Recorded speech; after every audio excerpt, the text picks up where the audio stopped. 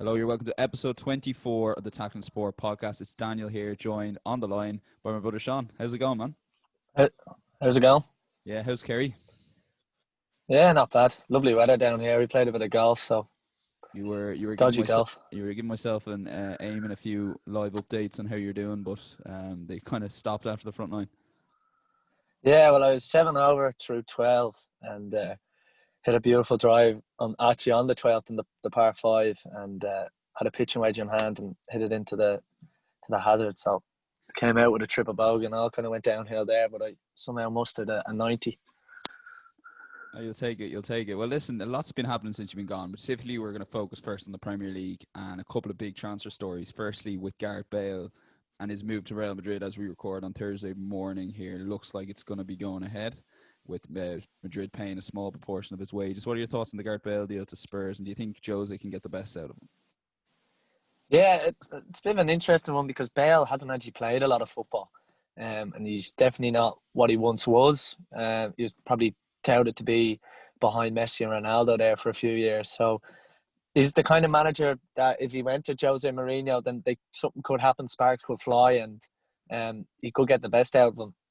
I think Bale's now coming to a stage of his career where the only bit of regular football he's getting is internationally with Wales. So I do actually see it happening because Spurs are at a stage as well where Harry Kane is getting to where he might want to leave in a few years to progress his career. So I think maybe adding Gareth Bale into that. They've lost a few players in recent times. Tottenham have. So I think it's a good move for all parties. Whether Tottenham get the Gareth Bale that was world class, I'm not sure. But certainly I think Real Madrid probably don't need him. They don't need the aggro that he causes or the hysteria that surrounds him and all this golf stuff in Madrid. So I think it's a good move for everyone. I think it will happen, and I think Tottenham will get him on loan. And it'd be great to see Gareth Bale back in the Premier League because he was the best player in the league for 2 or 3 seasons, and he really took that Tottenham team that shouldn't have gone anywhere near the Champions League into the Champions League. It'd be interesting enough seeing a lot of football journalists be very dismissive of the move. I don't know if you found that. Just a couple of I can think of like some Miguel Delaney and Ken Early, a few kind of high profile football journalists in terms of he's past his peak.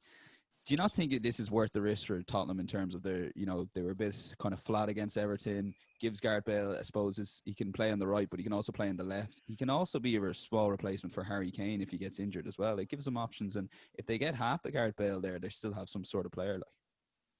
Yeah, absolutely. And Bale's going to have everything to prove when he comes back. People have written him off.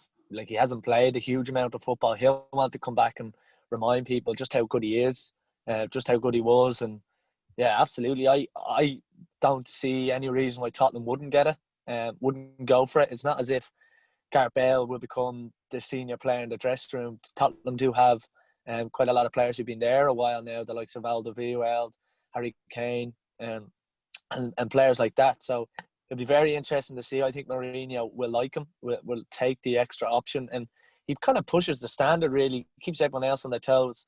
He's coming back to the club where he was so successful in a Tottenham jersey, and I don't see any reason why Tottenham wouldn't take the deal or why Bale wouldn't take the deal.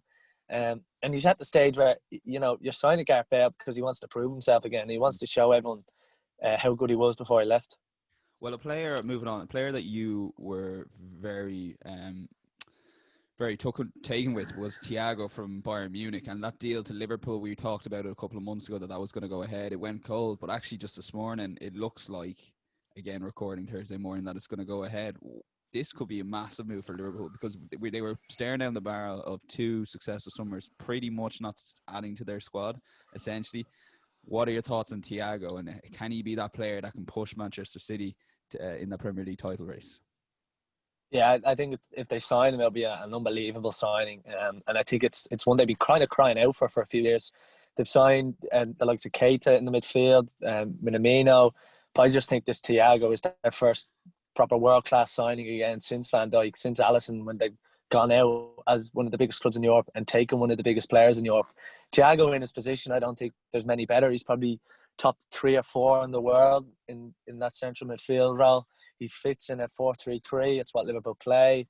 It's kind of what they're missing. They need You know, in games, Liverpool can tend to be quite erratic in that because of the midfield. They don't control possession as well as they should have done. Take the Leeds game, for example, when, you know, it was like a basketball match at times. If you had someone like Thiago there, he could just control the whole pace of the game, get Liverpool playing a lot more, allow Ronaldo maybe or Henderson to get further forward. If you're Fabinho sitting, I think it's an incredible piece of business for 30 million. I think it's been touted at. So look, it's a signing that will absolutely push Liverpool on. He's just won the Champions League with Bayern Munich. He's got bags of experience, played with Barca, of course. So I think it's a wonderful piece of business for Liverpool. It's what they've been, I think, crying out for in that midfield. Someone that'll just control the pace of a game.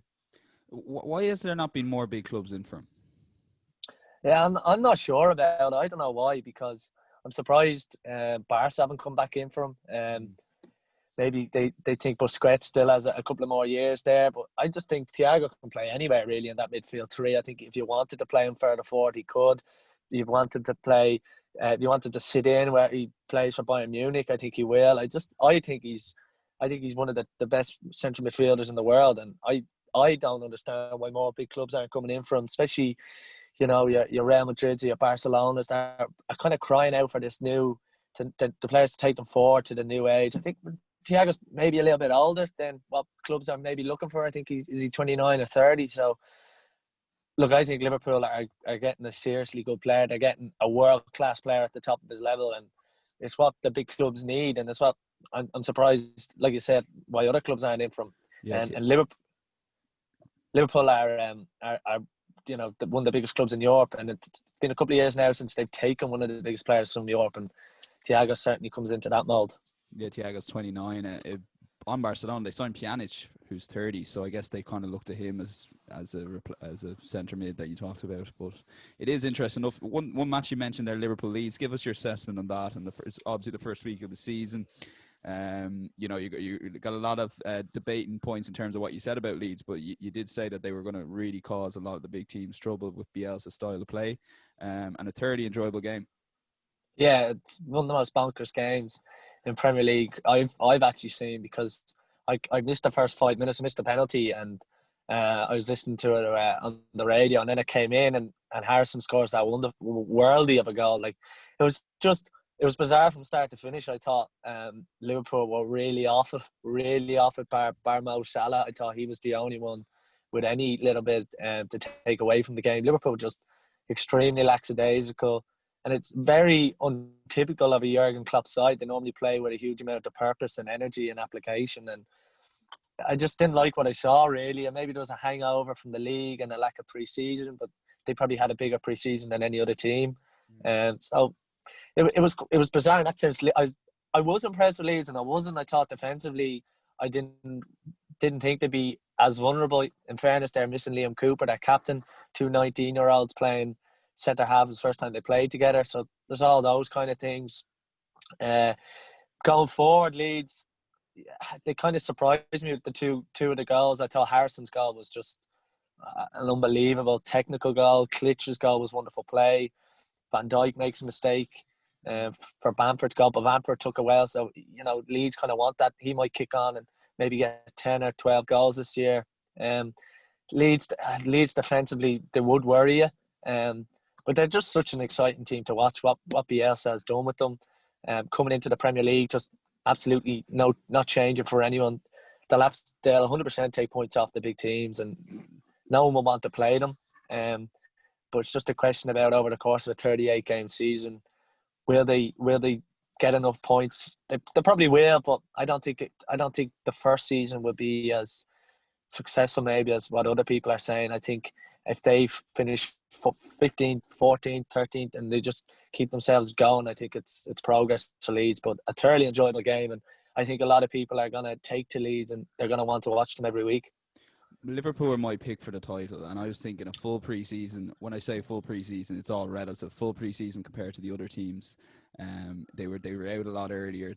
I just thought they'd sort out that defensive frailties that they showed post-lockdown. So I was shocked to see some of the defending, and particularly the Trent header in the goal. That it was offside anyway, but something like that, you'd never expect from the Liverpool. Is that just a mentality? Is it because they were playing Leeds and it's one off and it was kind of heightened in that sense? Or should Liverpool fans be worried that going forward, that defence is more vulnerable than it has in previous seasons? And they also essentially only have 3 recognised centre-backs, albeit Fabinho can fill in as that number 4 centre-back.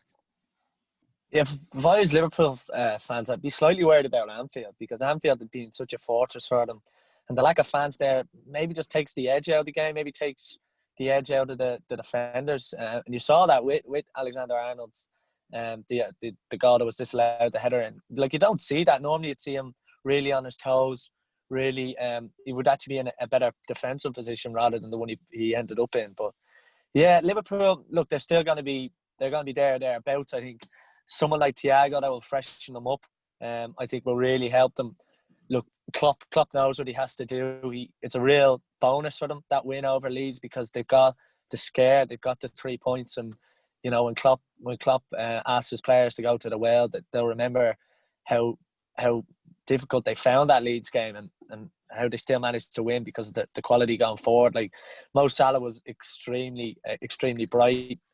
Even without the 2 penalties that he scored, he still looked threatening in the game. And I know Gary Neville singled him out for praise on Monday Night Football. But I'd be kind of worried with defensively.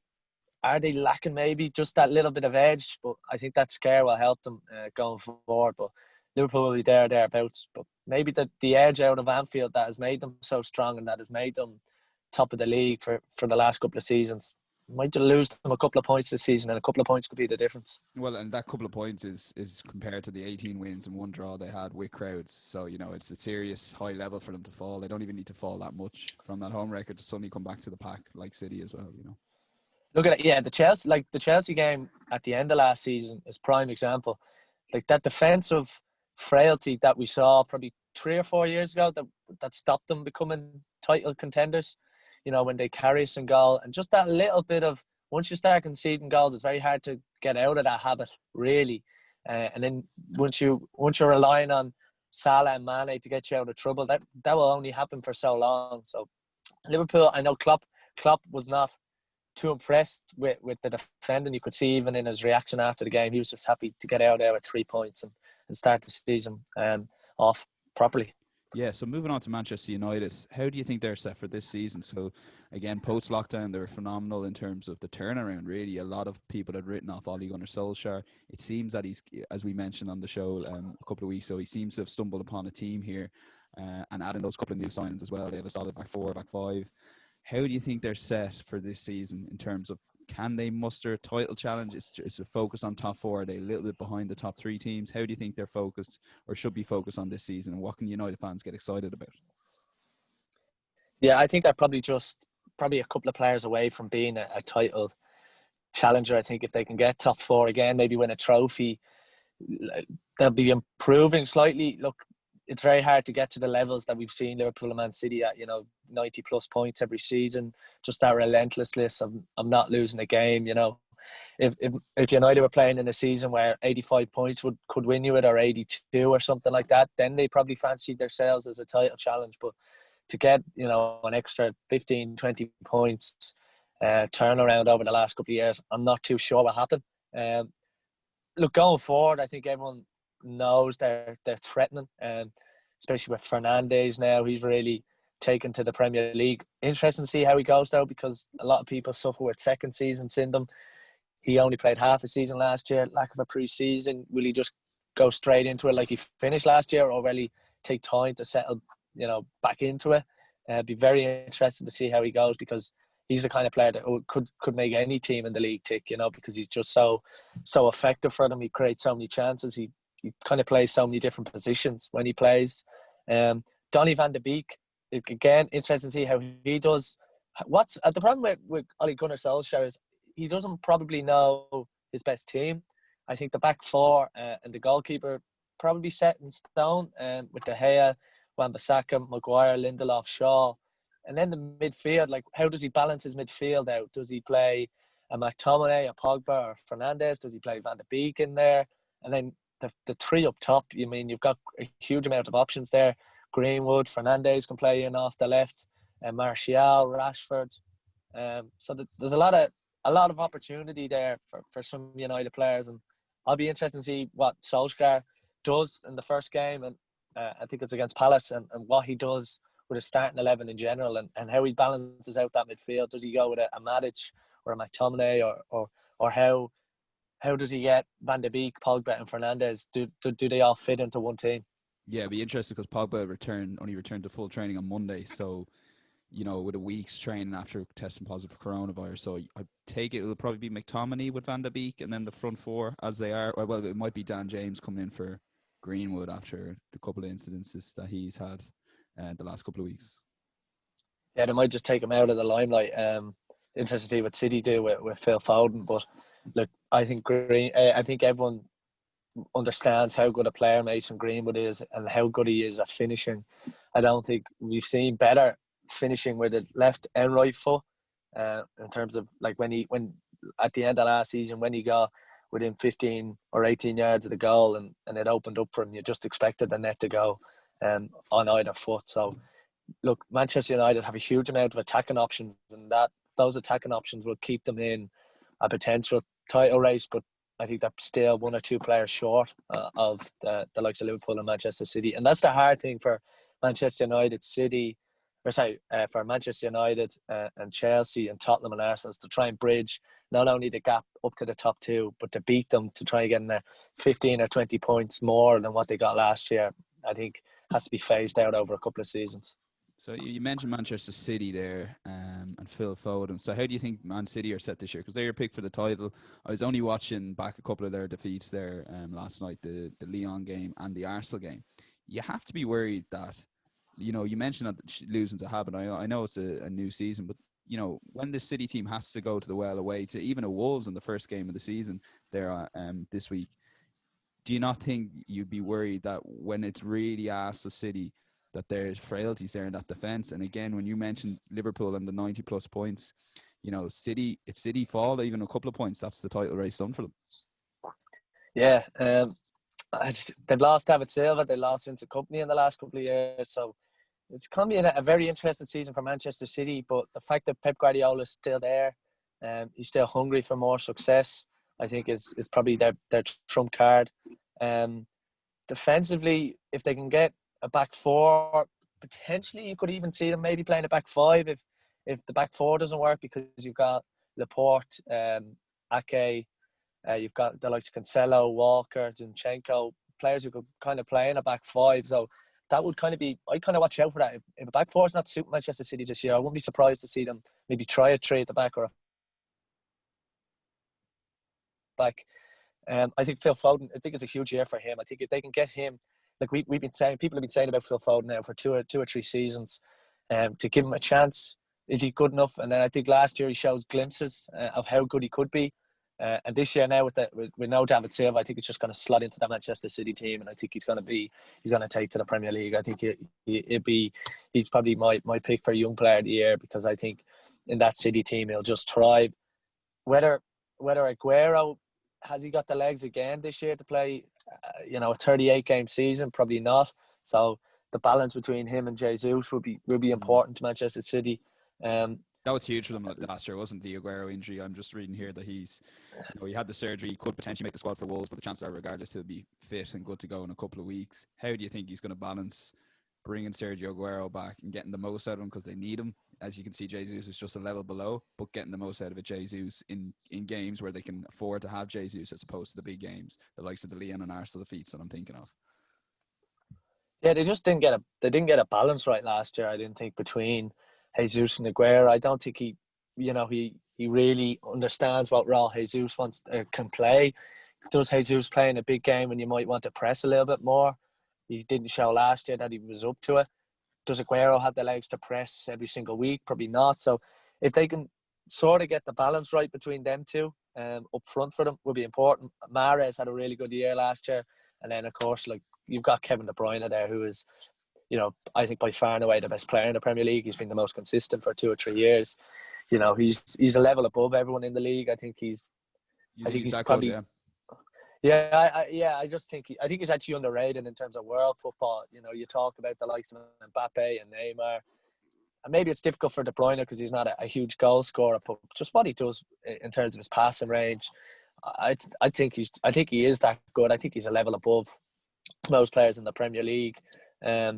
Probably with bar the likes of maybe Van Dijk and a Salah maybe, but De Bruyne is certainly, he's world class, and Manchester City, a player like him now, if Manchester City don't win a Champions League this year, or maybe don't even get to a semi-final, a lot of clubs are going to be in from maybe financially.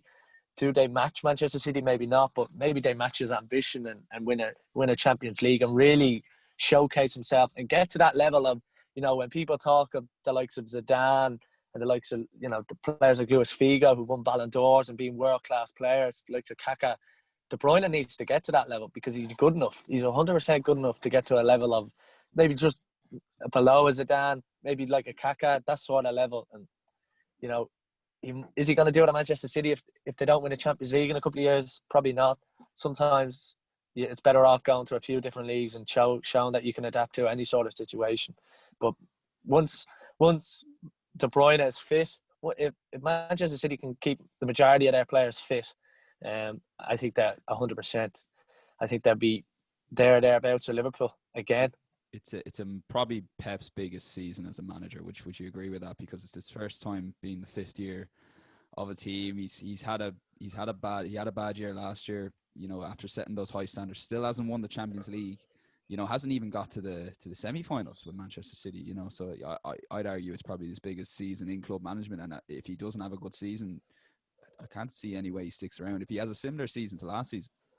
Yeah, I agree. I don't know if he'll stick around if that happens. It was all set up for Manchester City to win the Champions League post-lockdown with the festival of football, just with everything, how it was falling. Barcelona were in disarray, Real Madrid were in disarray, Liverpool were knocked out.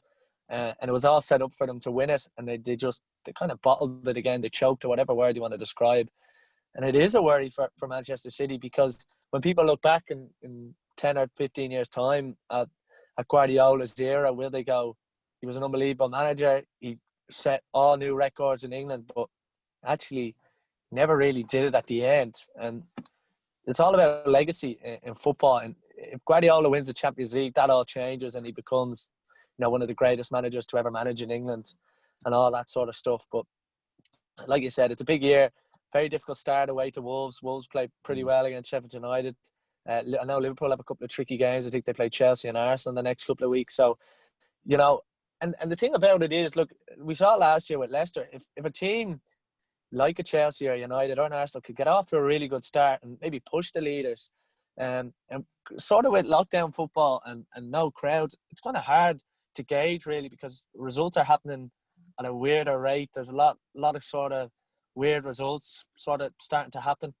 So you never know, that maybe we might see a 95 plus point season this year. Maybe we see an 88 or an 87, which just brings a couple of other teams slightly into the mix. It'll all add up at the end of the season. You wanted to come in on Chelsea. We watched the Brighton Chelsea game. What did you make them? Very early in Frank Lampard's era, but it was overall a pretty poor performance, albeit they got the result, a great result away to Brighton. What were your thoughts on them starting off? I suppose it was very early. You could probably tell that Havertz, out of all the players, was the last to come in as a new signing. How does Frank get them all playing? It just seemed like, just looking in, that Havertz was more of an opportune signing, where the likes of Timo Werner were planned, Ben Chilwell was needed. That Havertz probably came available on the market at a price that Chelsea felt that they could afford, and it's just trying to fit him into the team as well as everyone else. And it was probably surprised as well that the likes of Loftus-Cheek started. I don't think that going forward will happen. Yeah, the thing with Mason Mount is Kai Havertz looking in at a really at a basic level.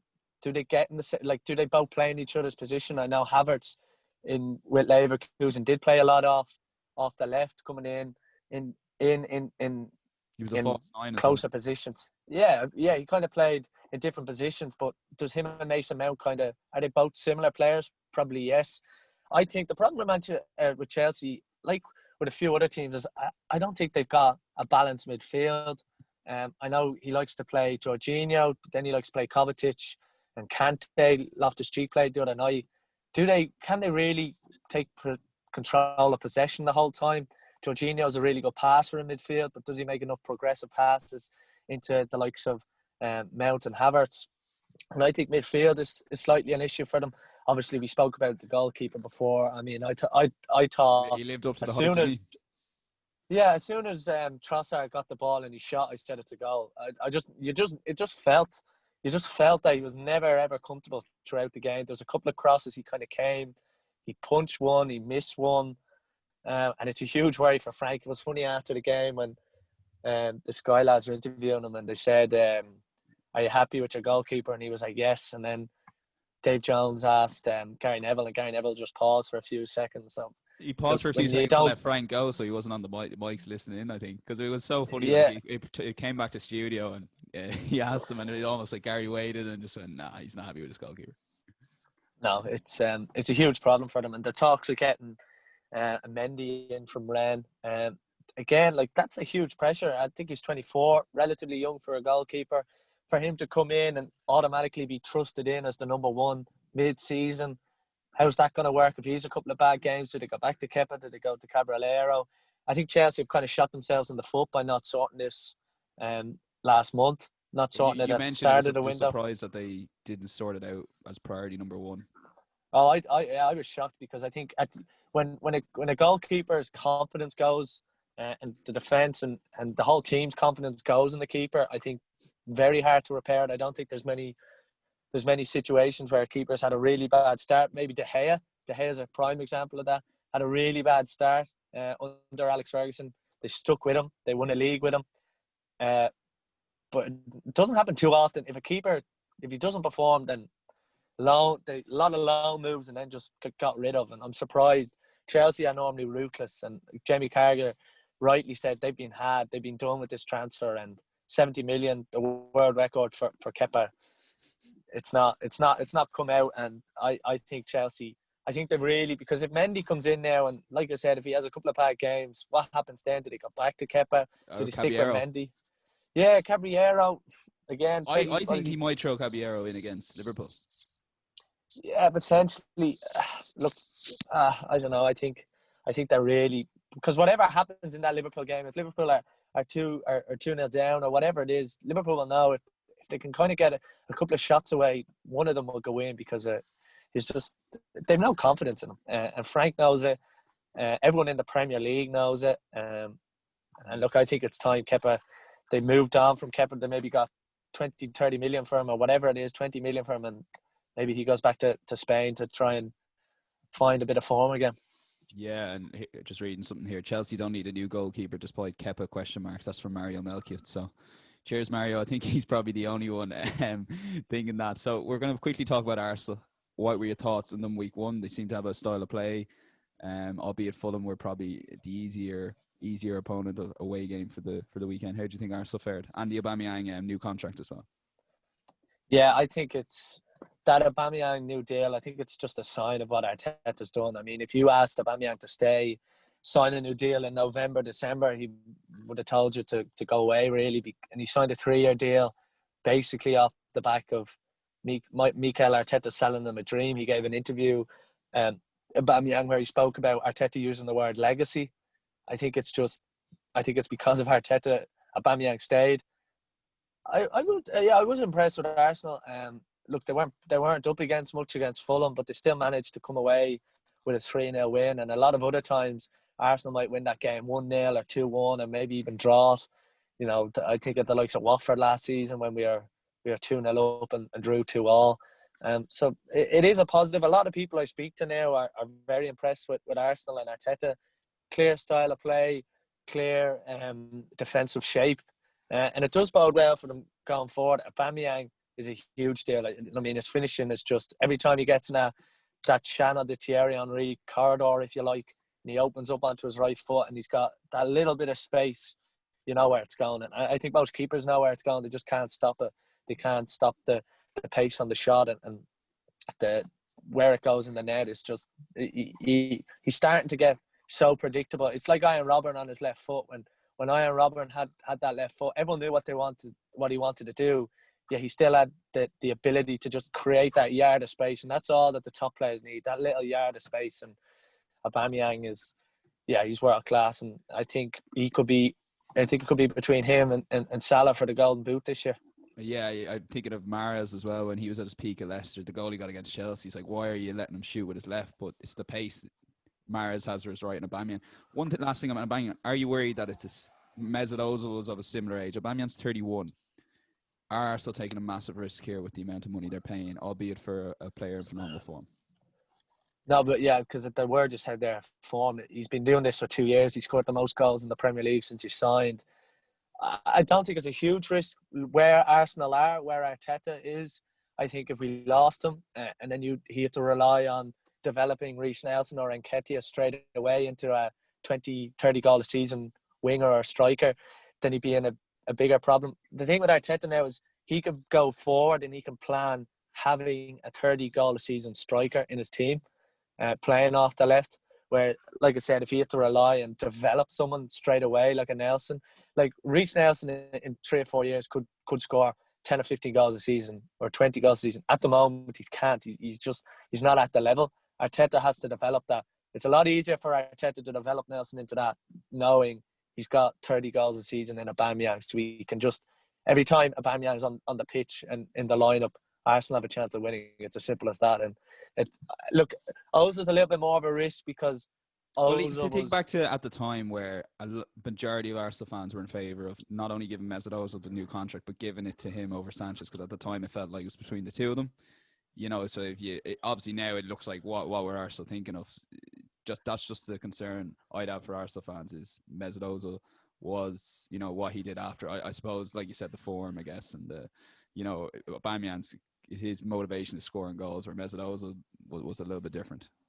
Yeah, and the thing about Aubameyang has signed a 3-year deal because of a project. He's not signing it because of, Arsene Wenger was at the end of his stay. How many years was Arsene Wenger going to stay into that 3-year deal? I think he only stayed 1, maybe even 8 months. So Aubameyang is signing this 3-year deal based on the project that Mikel Arteta will be there for all 3 years, all things going well.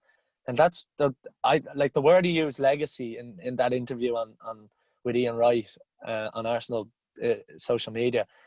I don't think I've heard something like that from an Arsenal player in years. Even just what Arteta had sold him, there was a clear plan. There's a clear direction under the current Arsenal regime, and I think it's exciting for them going forward. And I think, look, they won't make huge strides this year in terms of the league table. Like, they finished 8th last year, they're going to make strides on that. I don't know if they're going to break into the top 4, the top 3. But going forward over the next couple of years, with Aubameyang still scoring 20, 30 goals a season, Arsenal could develop into something. And at the back, they've improved massively. So it bodes well for them going forward. Spurs then. So we mentioned them at the top of the show with Gareth Bale. How do you think they're fared going under Jose Mourinho? Because I was just surprised at how much Everton dominated the ball. Now, I will say to you, while Everton were the better team, Spurs did have the chances. Harry Kane was very close to making a 1-0. Doherty was very close to scoring on his debut. And even on Matt Doherty's subject, if Matt Doherty had scored that goal, the outlook of his debut would look a lot different than it did. Results, it's a result business, that sort of thing. But would you be concerned with Spurs at all? I suppose one game in, whipping Dele Alli off at half-time after me bigging him up on fantasy. He's long gone out of the team and won't be back. I'm sick of giving him chances. But yeah, how was your thoughts on Spurs going forward? I think Spurs were in a bit of a pickle. They kind of got too many players that can play in a position that maybe doesn't suit Tottenham. Matt Doherty, prime example. If you looked at his position, I think Richarlison had a chance where there was about 40, 50 yards between Alderweireld and Matt Doherty because of the positions they took up. And that's not Jose Mourinho. That's not a Jose Mourinho side.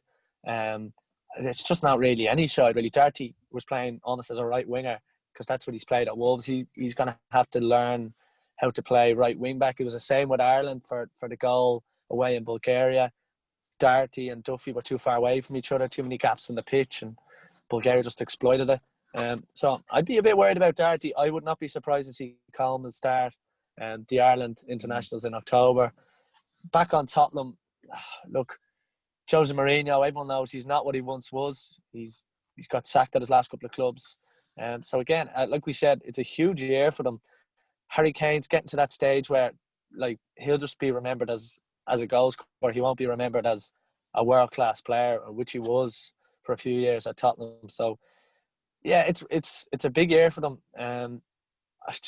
Does Jose Mourinho suits Tottenham in terms of he suits their need and want and desire to have trophies and try and become a big club again? But does he suit the current team? No, not in my opinion. I don't think. I think they've got too many players that want to play in positions that Jose Mourinho teams just that don't play. So what about Jose's point on his clubs, where if you asked Jose, he wasn't allowed to finish this project at Manchester United. You know, he says his best achievement in football is getting those players. He speaks a lot that reputations. I think you mentioned one FA Cup final win when I was listening to an interview during the week, where he said that the team was Chelsea United, drop a 1-1-0. It was remembered as a terrible game in Jose football. Whereas he used a couple of examples, but the example I'm thinking of, say Arsenal beating United in 2005, it was like, it was just a bad game. It's not really down to Wenger's style of play. Do you know what I mean? Jose feel he gets unfairly treated. What do you think of that point? And in fairness to him, while he's been sacked, he hasn't been allowed to finish his project with United. If he's given the time at Tottenham, like he says, like he mentioned Jurgen Klopp before, and how Jurgen Klopp was given the time at Liverpool 3 or 4 years to win his trophy. So Jurgen went the three or 4 years until he won the Champions League and then won the Premier League. Jose's point is that he doesn't feel he's given the time, and that's probably due to his style of play. Do you think if Tottenham do give him the 3 or 4 years and back him, bringing in Gareth Bale, they're actually bringing in Reguilon from Seville as well, which could give them a chance to go to a back five, like you mentioned, and have Ben Davies as a left-sided centre-back. Do you think if Spurs back him in the transfer market, like United didn't do with the centre-back, that Jose can come back to some sort of thing? And do you think, on the other hand, that Spurs fans will be patient enough with that? Yeah, I think actually Spurs will back him because Daniel Levy probably does believe in Mourinho's the right man going forward. I don't think the Spurs fans will. I don't think they'll accept the sort of the style of play. That's absolutely why he wasn't given more time at Manchester United. He just didn't fit into Manchester United. He got second with a team that was poor. It was a really poor league that year. Liverpool weren't the force they are now. Chelsea were nowhere near it. So, look, Mourinho, I think everyone sees Mourinho. I don't think anyone fears playing a Mourinho team like they would have done, say, 10 years ago. And that's a huge problem for Jose, and it's a huge problem for Tottenham going forward. Like, I didn't see much of the Everton game, but from what I heard, they were just quite poor. They were just bereft of, like, they created a few chances, but they were just kind of just poor in sort of general play. And it just looked like Everton were implementing their style of play, and they knew what they were doing in possession. Spurs were kind of playing on the counter attack, but it ends up when Everton want it. It just means Everton keep the ball for 3 or 4 minutes without Spurs. You know, it's frustrating watching, thinking if I was a Spurs fan here, I'd want to be dominating the ball. But there's all different styles of play, and it goes back to Jose's point that maybe he feels he's unfairly treated in the sense that this is the way he plays. If you stick with him, he will win trophies. That's his point. Yeah, Everton are probably just probably have a manager that is probably a quicker fixer than maybe a Mourinho. Is Mourinho going to get them players to play the way he wants to play? I don't know if he does. Look, yeah, I'm not too sold on Mourinho. I think if they do give him time, it might work. But I don't think Tottenham have time in terms of, you know, what's to say in another couple of years, Wolves don't develop into a top 6 side. Everton don't get their sort of mojo back under Carlo Ancelotti. So Tottenham, they probably don't have the time that Mourinho speaks of. Dele Alli, Harry Kane, Son, they're all getting a little bit older, a little bit more frustrated probably with Tottenham. And time is money, and Tottenham probably don't have a couple of years. They probably need more success this year and the following year. So moving on to Everton, it's actually come out recently, the James Rodriguez deal, forget about wages for a minute, potentially cost Everton as little as $8 million. I think they just had to pay his final year wages from Madrid. Reports coming out that it's been a phenomenal piece of business, albeit one game. But I don't know if I've seen a player just come in straight away. He took a couple of touches and I went, how have I forgotten how good a player James Rodriguez is or was? Straight away. And if you compare the debut to Havertz and Chelsea, you just felt like James was in straight away and Ancelotti had a plan for him. Because he started off and James was off the right and I wasn't 100% sure in a kind of 4-2-3-1, but it seems that he slotted in straight away. What are your thoughts on Everton going forward? You bigged them up at the start of the season. Do you think they can continue this? And my fear initially was that Ancelotti wouldn't be able to develop that style of play as quick. It seems that they seem to know what they're doing, and they were actually pretty impressive. Their second team against Salford there last night as well. Yeah, I'm impressed with Everton. I think this year, like I said, is a really big year for them because it's Carlo Ancelotti and it's his first full season. They've got players in. I think, like, you talk about James Rodriguez signing, maybe going under the radar. Even Alan, the signing from Napoli, like he was so impressive for Napoli every time we saw him quite a lot when they played Liverpool in those Champions League group stages. He just kind of controls the midfield. He suits the Premier League because he's so intense. He's sort of a similar player to Torreira at Arsenal. That sort of midfield general who's going to win you the ball back and in times it really help suffocate a team. And then you've got Decore again, another brilliant piece of business from relegated Watford. And all of a sudden that Everton team has a decent spine. The problem is Pickford still makes an awful amount of mistakes. Michael Keane maybe is not 100%. Lucas Dean's a brilliant player, showed his quality there the other day. Seamus Coleman has a real point to prove. Like we said, like Coleman played pretty well up against Son, a very tricky winger, and he did a good job. And Calvert-Lewin and Richarlison, they've got real pace up top and a really good partnership. Even if they do play at times 4-4-2 or they play 4-3-3, they've got real options there now with Richarlison and Calvert-Lewin. And yeah, I'd be very looking forward if I was an Everton fan. I'd be quite optimistic of the future, especially what Ancelotti's doing. Like Everton, they got a world class manager, probably a top 10 manager in the world in Carlo Ancelotti, and they should be optimistic about the future. They have a good system at the moment, even a good sort of ownership structure and everything. That the way that comes down, they're hoping to get a new stadium. Yeah, Everton under Ancelotti, they'll take points off big teams this year, and it's probably something they haven't done in the last couple of years, and it stopped them getting back up to that top 5, top 6 level. And yeah, Everton will have a good season this year. I'm pretty confident about that. Yeah, I was very impressed with Anthony Gordon there last night as well with Salford. A really good tricky winner who's man of the match. So yeah, definitely high hopes for Everton. So we're going to move on to, we're going to do a little bit about predictions and do a bit about fantasy next, and then preview the sports weekend. So welcome back. We're moving on to predictions, Sean. We actually just listened back to them there off air. You got 5 out of 8 last week. Solid-ish start, I guess. I suppose the 3 you got wrong were the Saints, Leicester, and what was the third one? Wolves and Sheffield United. Wolves, Sheffield United. So yeah, I'll take the hit for the Southampton. I'll be bigging up them in the podcast. Very hard for you to go against that.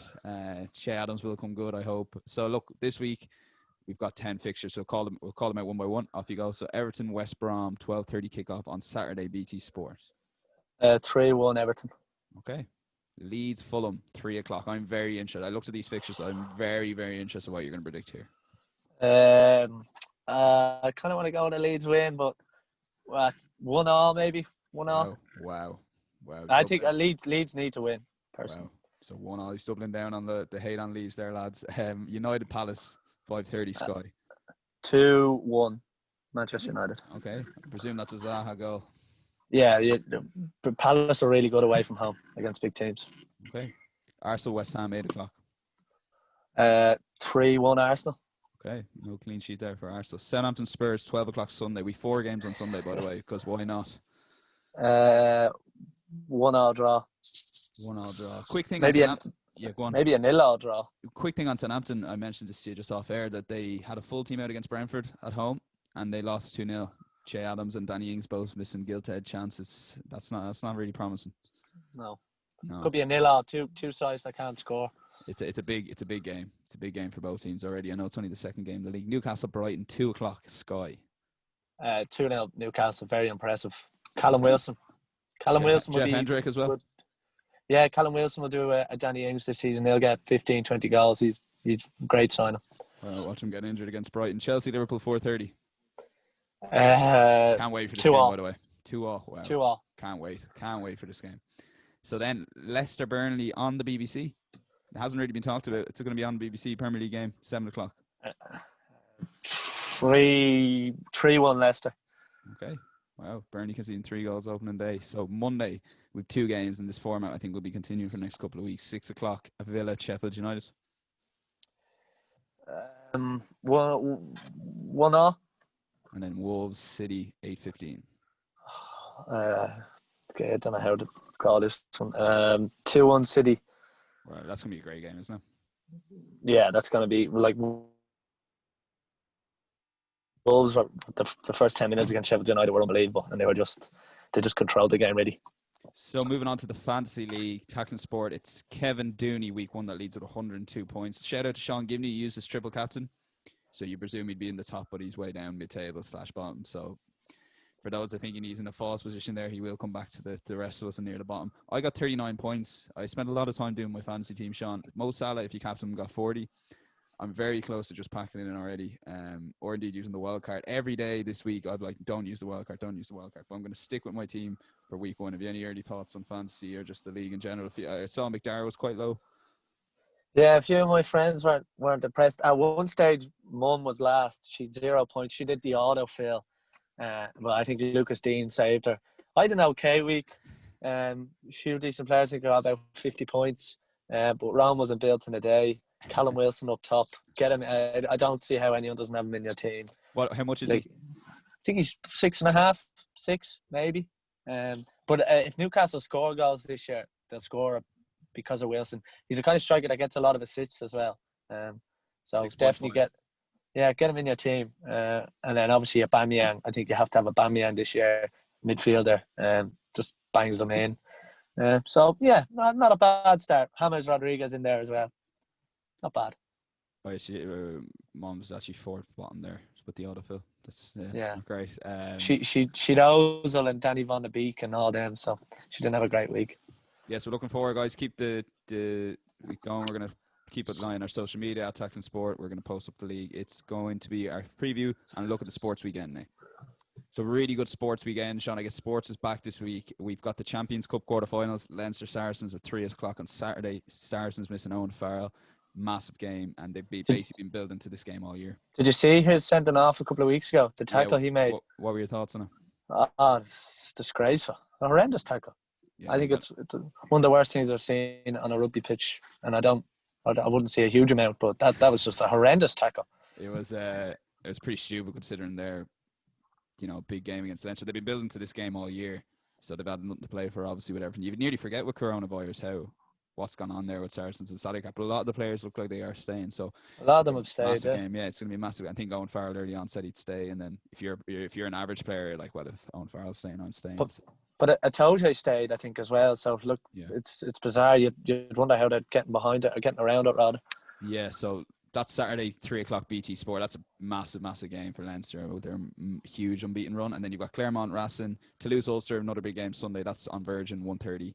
And I think Virgin have the Leinster semi-final if Leinster win next week. I think it's next week or the week after. So, and then Exeter against Northampton. So it's exciting to have Champions Cup quarterfinals back, I guess. Another part of we mentioned NFL yesterday. If you guys are going to listen to Redzone for the first time, or if you haven't listened to the NFL podcast, do check it out there yesterday. It's in your podcast feeds now.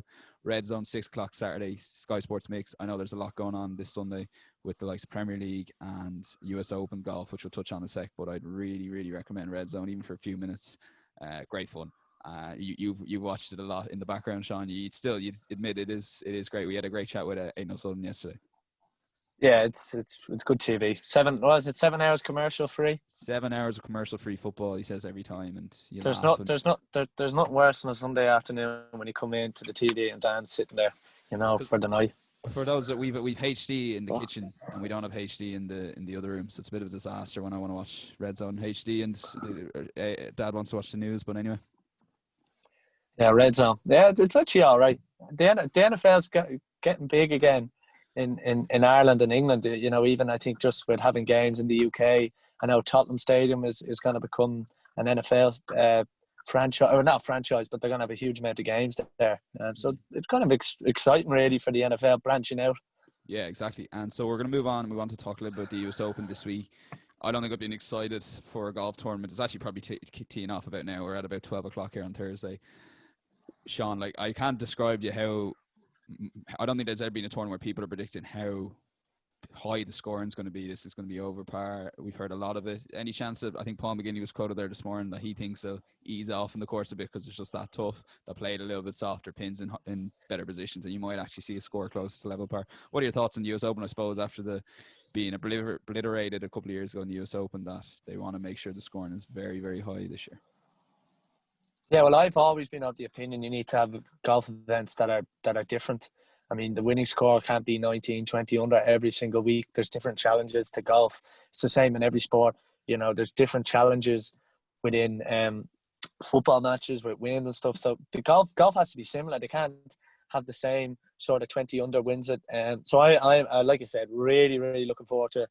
It's kind of builds up with the FedEx Cup and even kind of what's happened with the majors this year. It kind of actually sits nicely, the US Open, sort of at the end of the regular season, if you like, or the 2021 season has begun on the PGA Tour. But on form, you think it's a shootout between John Ram and DJ.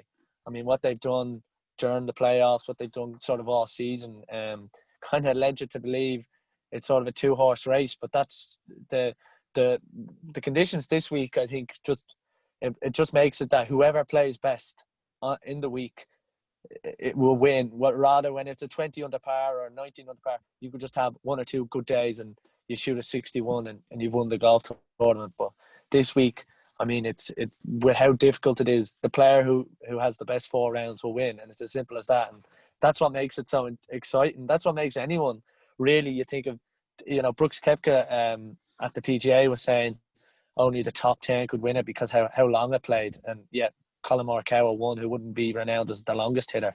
I'm again, like you said, really, really looking forward to the challenge of it. Long course, but the rough is extremely thick, so you have to have a really good driver and be a really good driver. And there's a lot of players that sort of going under the radar. I saw on the prices the likes of Sander Schauffele was 12-1. He's just really consistent in the majors. Has he got the ability or the game at the moment to take him to be a US Open champion? Who knows? I think 12-1 is extremely sure for him. The likes of Rory McIlroy obviously had a baby recently, played okay at the Tour Championship. Again, typical Rory, had 1 or 2 really good rounds, a couple of bad ones. Will he get away with that in winged foot? I'm not sure he will. And someone like Phil Mickelson is sort of, he put up a brilliant tweet of him playing the course. I think it was 2006, and he was extremely heavy. Now he's in the shape of his life, won on the Seniors Tour, playing pretty good golf. I think I saw him at 125-1. Phil's always worth Phil on that golf course, surely. Nah, he's always worth the euro each way. You never know. Just on the course setup, so they've designed it where the short holes, they're going to have the rough. As soon as you hit the rough, it's going to be huge. And the longer holes, they have it where it's a gradual process to the long rough.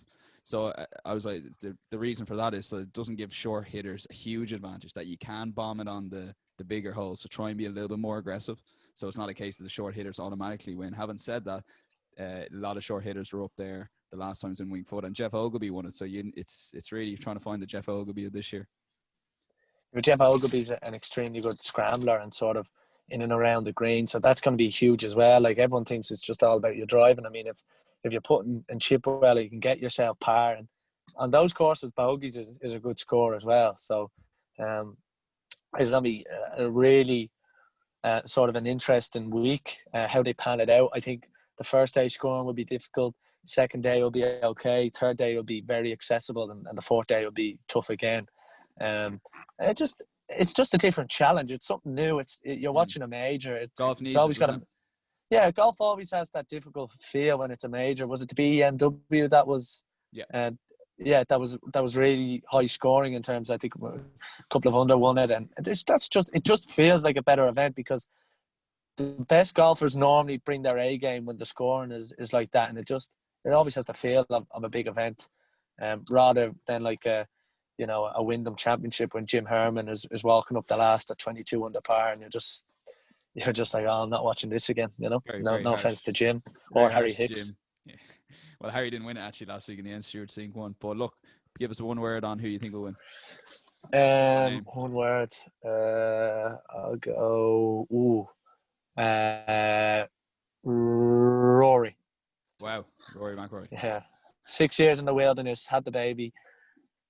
Look, I'd probably contradict myself by saying you need 4 good rounds. You probably need 4 good rounds to win it, but We'll go, Rory. Hope Alright, he does it. decent enough shout. So listen, appreciate everyone listening in. Get us on social media at Tact and Sport if you have any ideas of topics. We're going to look at doing a review of the sports weekend, and we're going to try that out next week. If you like what you hear, let us know. If you like the reviews and previews, and then have our Wednesday show for the interviews topics. That's what we're thinking of at the moment. But let us know. If you are listening on Apple, we'd really appreciate a 5-star review. And all other platforms, please subscribe on YouTube and all your podcast platform. All that's left to say is goodbye from myself in Dublin, and it's goodbye from Sean. Goodbye. Goodbye. Take it easy. Take care. Have a great weekend.